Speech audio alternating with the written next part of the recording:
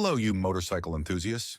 In addition to the disassembly and assembly videos you're already familiar with, here's a short video series that will give you a closer look at the contents of Keyster repair kits.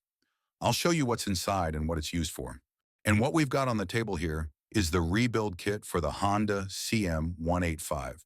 So let's get going first. We got a partial load needle right here with a corresponding clip and this little spring, and that's going to lock the whole shebang right into the slider.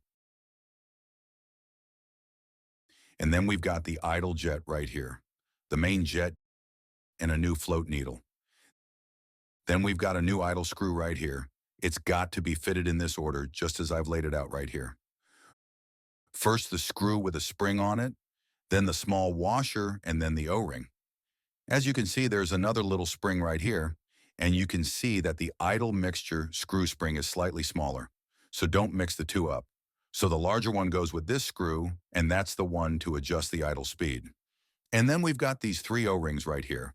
This one's for the drain plug, and this one is for the carburetor housing at the flange, where it then goes into the engine.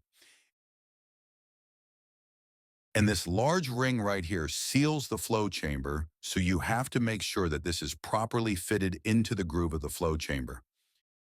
And that should pretty much cover it.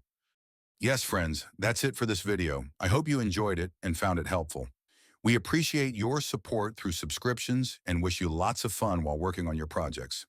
Until the next video, ciao.